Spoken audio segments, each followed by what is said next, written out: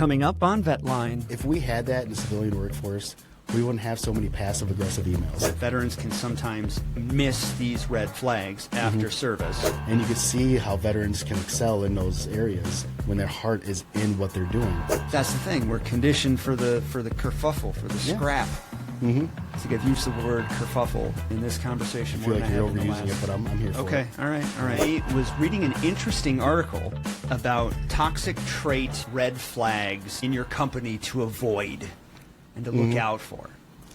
Okay. And as I was going through this list, these 9 items, it occurred to me that those are all things that I've experienced in the civilian workforce that I didn't necessarily know were red flags because they were staples of military service. Like what? Well, glad you asked. I'm going to go through this list. Let me know if these were any things that you experienced during your time in military service here.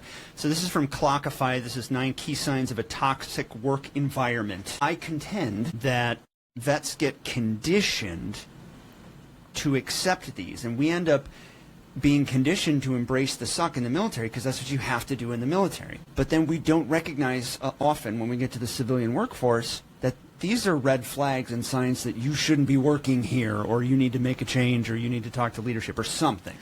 Yeah, and for the record, like, I was a grunt in the Marines. Okay. So I think it's going to be very different from your experience in the Air Force. Are you telling me that being a Marine grunt, a gunner, is a little bit different than being in Air Force Public Affairs? Those are your words, not mine, but I tend to agree. So hey, we'll see. Air Force Public Affairs had it rough.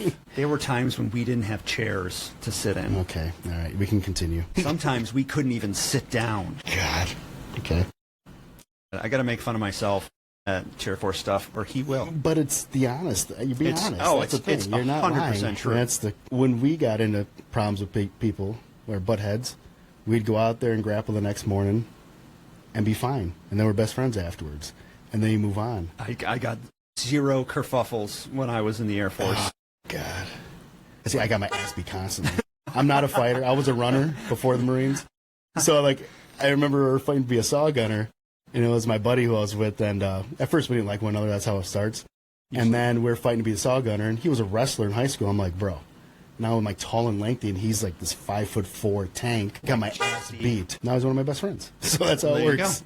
Yeah. So yeah, no grappling in the Air Force for me. So when I was an instructor, that was a heightened, persistent level of stress throughout. Yeah. And as you're training to become an instructor, it's kind of like doubly so for you. But it's still like the stakes are high because you're training the next generation, but it is not a life or death stake. So I acknowledge that these were different experiences, and if we can't make fun of ourselves, who can we make fun of? Okay, so here are 9 toxic work environment signs. So we're going to discuss whether or not these were things that we experienced in the military.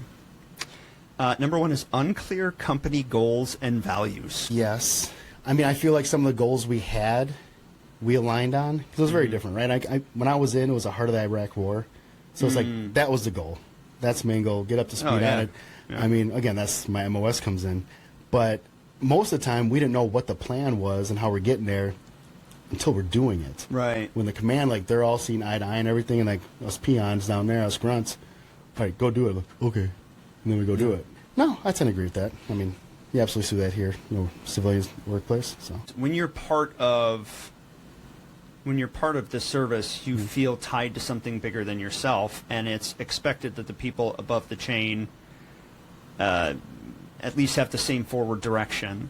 And there are times when you're told to do something that, I mean, it is a staple of military service that, like, if my boss says X, I need to immediately do that. There are times in the civilian workforce where I have had someone who outranks me in the chain, in the civilian chain of command, tell me to do something, and then I take care of it, and somebody above them or somebody parallel to them in a different vertical says, what are you doing? Why are you doing this? yeah, 'cause it's kind of like in the civilian workplace, everyone kind of reports to somebody, but everybody at the same time. You know, I mean, there's one boss, but I listen to that person, I listen to that person, and that person. It's like, what are we doing? And military, it's like, nope, that person said it. Bottom line. I think that's a good thing about the military. I think that's something that I wish was a little clearer in the civilian workforce. If we had that in the civilian workforce, we wouldn't have so many passive-aggressive emails. Oh my God, passive-aggressive email, passive-aggressive people. I have worked at places where the people would do anything to avoid having to say something to your face or ask you a question to your face. They would rather talk about you behind your back and say, like, what is this guy doing? Than ask you personally, like, hey, can you help me understand this? I mean, I've had the same thing, though. Like, I'll have meetings with groups of people, and they're in that meeting, that person that's talking about me or whatever, they'll walk out of the meeting, then badmouth me or whatever. Yeah. It's like, I didn't even know about that. I talked to them 30 minutes ago. It was right there. What are we talking about? Well, like in Marines, for me, it was like, you have a problem with them? Hey, let's go talk right now. Let's figure this out. And it's like, we get it locked out. That's the thing. We're conditioned for the kerfuffle, for the scrap. Mm-hmm. I think I've used the word kerfuffle in this conversation I feel more like than I you're have in the overusing last. it, but I'm here for it. Okay, all right. I'm going to dial it back a little bit. Sign number 2 that you work in a toxic work environment in the civilian, no respect from management. Is no respect for management something that we experienced in the military? So, I mean, you have leaders, right? You have, like, platoon commanders that, like, that guy sucks. Yeah. Still call him sir, right? You're still going to listen to him. You may not like him. You may not respect him, but you respect the title. Sure. And I think in a civilian workplace, sometimes, people don't necessarily respect the title. Like, screw that, I don't care. Yeah. Like, I think in the military we have a different perspective on how respect is viewed, I guess you could say. That's a really good point. But we largely grow to appreciate that even if we hate our platoon sergeant or our duty sergeant, for example. Yeah. They're assigning us to do X, Y, Z, and they're not kind about it, and it sucks. They have given me an assignment, I take care of it, and our squadron is better off as a result of this duty having been completed. They have our best interests and the best interests of leadership and the best interests of the unit as a whole at heart, even if it sucks, and even if we don't like how it's presented or whatever. Absolutely. And I think most people appreciate that, and they don't see that necessarily as disrespect. They see it as directness. I'd agree. At the same time, too, like, I feel like the best leaders in the military, they take responsibility when things go wrong. In a civilian workplace, like, why didn't it work? Well, that person messed up, that person messed up, that person messed up. A lot of finger pointing. That's a really good point. And that's one of the biggest problems. That's a key tenet of respect. And even up and down the chain, I've had people above and below me in the military take ownership for things. And you feel like the people above you in the chain are there to be a shield. Like your direct supervisor is a shield for you. They're charged with your growth and development as a leader. They're filling out your annual your performance reports, and like they want you to do well, and it's incentivized to have your troops do well. But that isn't necessarily the case in the civilian workforce, where it's cutthroat. And a lot of times, like, there have been times when I have hopped into a situation in the civilian working world where I expected my direct line supervisor or my boss to have my back. Yeah. But they absolutely did not. So something to be aware of. Your managers they don't necessarily have your back.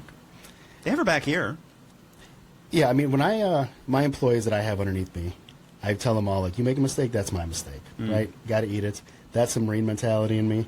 Like, even if I don't agree with what they did and the mistake they made, I feel like I failed them in some way, and I take it. And there's been a handful of times, like, nope, I'll take a slap on the wrist. I'll talk to them aside. But that kind of builds loyalty, in my opinion. I feel like that's how you build a very strong team, and that family mentality. Like, and that's another thing. Maybe I'm hopping ahead here, but, in a civilian workplace, you're like, hey, we're a big family. I don't always agree with it. I mean, with the way civilians talk about it. In the military, I was like, absolutely we are, because we're here for one another. We live with one another. In a civilian workplace, like, you're a family when it's convenient.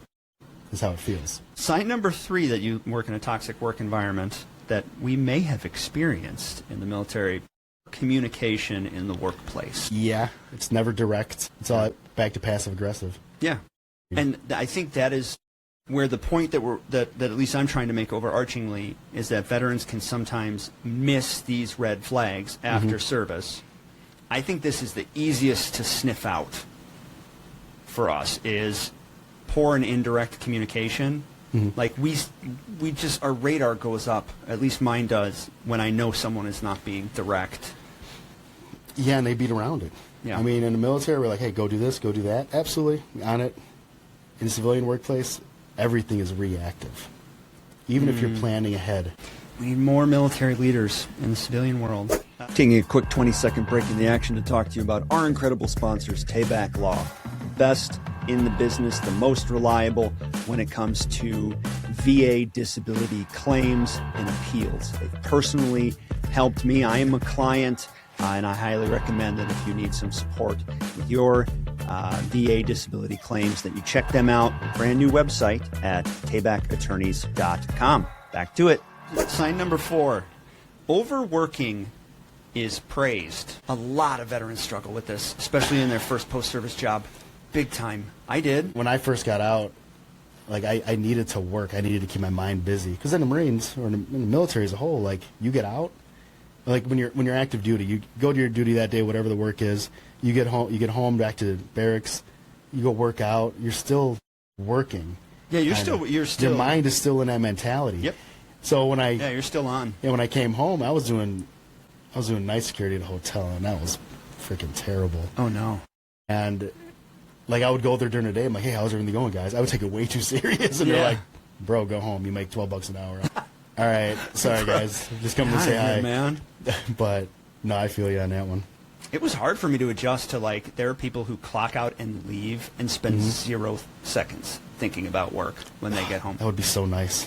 Be nice. We've been brainwashed otherwise. I think it's just naturally with the way the military is built. It is 24/7. You know, you're not necessarily working 24/7, but you're always on call. There are things that you can and can't do. There are places that you can't go to, like you can't do drugs, you know, like even if you're off duty. You are tied to it in some way at all times. But people who don't have that background, people who just worked in the normal working world their whole lives, a lot of them just clock out and leave. I would love that. I could never do that. I could never leave work and not think about work. Yeah. My mind's always figuring out, like, what else can we do differently? How do we fix this, fix that? I struggled with separating my sense of worth from my employment, you know, because the military is such an all-encompassing thing. It's a life, you know, dress a certain way, you live in a certain place, you shop at the commissary. So when you want to do a good job, like you said, it reflects on your unit, and it reflects upon you, and so your sense of value is tied to your work because your whole life is centered around it when you're active duty. It's not that way in the normal world. It shouldn't be that way. You should have a sense of worth that isn't tied to whether or not you had a good or a bad day at work, or whether you got, you know, praise or criticism or messed something up at work. I have really struggled with, and still probably to this day, like separating me as a good person and a valuable person and a contributor to my society, and like how I'm doing it. Yeah, you want to feel valued. Yeah. And not everyone does when they get out. Like, I felt valued when I was in the Marines, through and through. I think we all felt that in the military. And then we come home, and you're doing night security, walking through the halls at 3 a.m. You're like, what the hell am I doing? I don't feel any value in it. My heart's not in it. Yeah. But then when you do find that gig that your heart's in it, it's like, okay, this is it. Yeah. And you could see how veterans can excel in those areas when their heart is in what they're doing. I think that's the hardest part, when you kind of get out of service and you figure out what you're doing with your life. That's why most veterans struggle. I've only recently been able to go home and not think about work. I've had to like force myself to go home, and it's not every day. Like, obviously most days I'll take my laptop with me and sit down and tool around and you know, but there are some times when I'm like, okay, today I'm not checking email, or this weekend I'm not checking email. I would love that. I highly recommend giving yourself at least a day when you don't check in. It's not going to happen. No, I'm not. That's not happening to me for anytime soon. I'm kind of screwed. Sign number 5, you work in a toxic work environment. Part 2 next week.